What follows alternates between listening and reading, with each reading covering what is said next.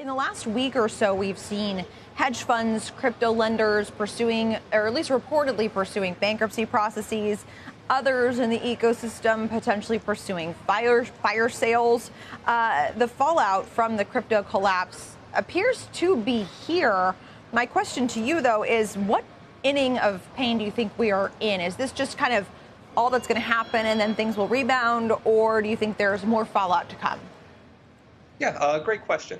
I think that at least in the centralized organization space, there's potential for the unknown due to the lack of transparency.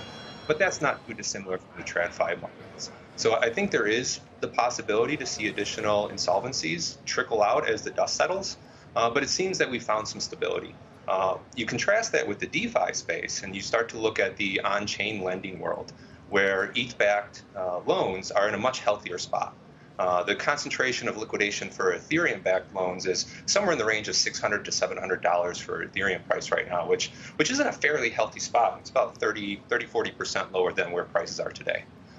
So what the important point to remember, though, is that these lessons are lessons that we've learned from the TradFi markets. Just like DRW, our parent company, took down some of the Lehman portfolios during their bankruptcy, we're seeing market participants recognizing Cumberland's ability to liquidate the collateral that they have.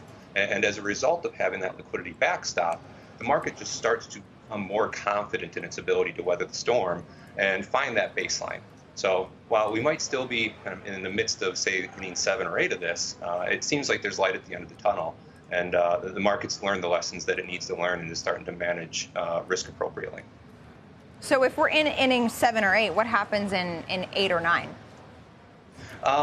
Your guess is as good as mine. I think the important point here, though, is that the market is recognizing that sound risk management policies and procedures are important. So a lot of the actions that needed to be taken to kind of stem the tide thus far have been taken. And we're starting to see a lot of the TradFi risk management principles be applied to the lenders and be applied to the borrowers. Now, while it still takes a little bit of time for that to work itself out, my expectation is that over time, as the market becomes more and more confident, those that have been sitting on the sidelines waiting to deploy capital will start to re-enter in kind of a methodical way. That's not to say that there aren't exogenous concerns as well. We have the macro market environment to consider, the war between Ukraine and Russia, as well as the concerns regarding inflation and potential recession.